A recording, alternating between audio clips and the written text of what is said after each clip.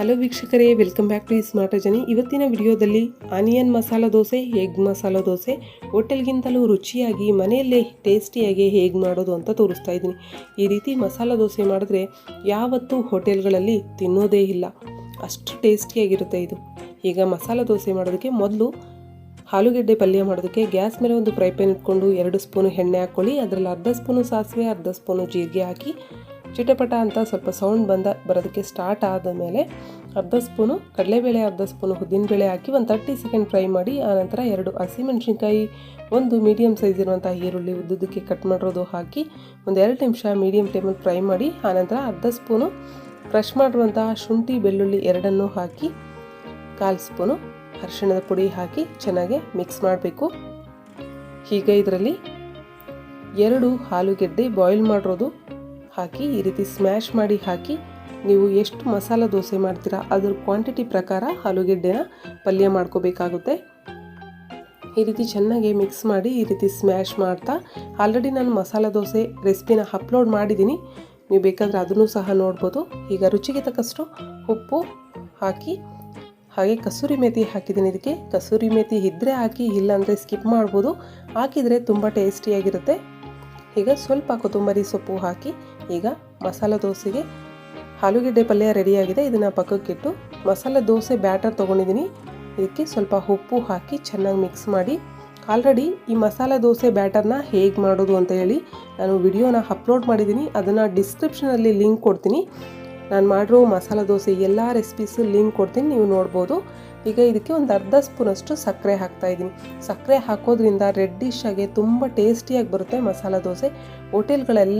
ಎಲ್ಲ ಕಡೆನೂ ಸಾಮಾನ್ಯವಾಗಿ ಇದನ್ನು ಸಕ್ಕರೆನ ಬಳಸ್ತಾರೆ ಇದಕ್ಕೆ, ಅದಕ್ಕೇ ಅದು ಕಲರ್ಫುಲ್ಲಾಗಿ ರೆಡ್ಡಿಶ್ ಆಗಿ ಬರುತ್ತೆ. ಈಗ ಈ ರೀತಿ ಬ್ಯಾಟರ್ ಇರಬೇಕು ನೋಡಿ, ಮಸಾಲ ದೋಸೆ ಬ್ಯಾಟರು. ಮೀಡಿಯಮಾಗಿ ಹೀಟಾಗಿರುವಂತಹ ದೋಸೆ ಪ್ಯಾನ್ ಮೇಲೆ ದೋಸೆ ಹಿಟ್ಟನ್ನು ಹಾಕಿ ಈ ರೀತಿ ನೀಟಾಗಿ ಎಷ್ಟು ಅಗಲ ಬೇಕೋ ಅಷ್ಟು ಅಗಲ ಸ್ಪ್ರೆಡ್ ಮಾಡಿ.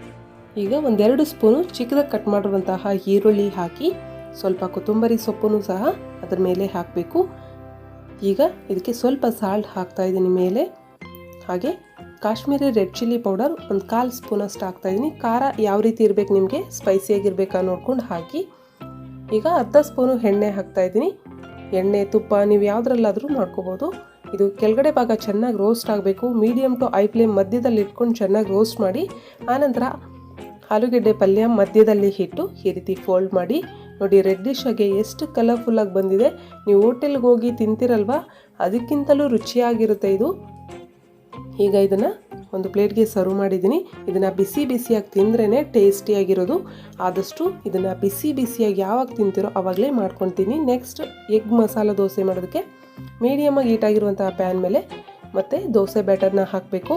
ಈ ರೀತಿ ಸ್ಪ್ರೆಡ್ ಮಾಡಿ ಕೆಳಗಡೆ ಭಾಗ ಸ್ವಲ್ಪ ರೋಸ್ಟ್ ಆದಮೇಲೆ ಇದ್ರ ಮೇಲೆ ಈರುಳ್ಳಿ, ಸ್ವಲ್ಪ ಕೊತ್ತಂಬರಿ ಸೊಪ್ಪು, red chilli powder, Kashmiri red chilli ಪೌಡರ್ನೇ ಹಾಕಿ ಆದಷ್ಟು ಕಲರ್ಫುಲ್ಲಾಗಿ ಬರುತ್ತೆ ದೋಸೆ.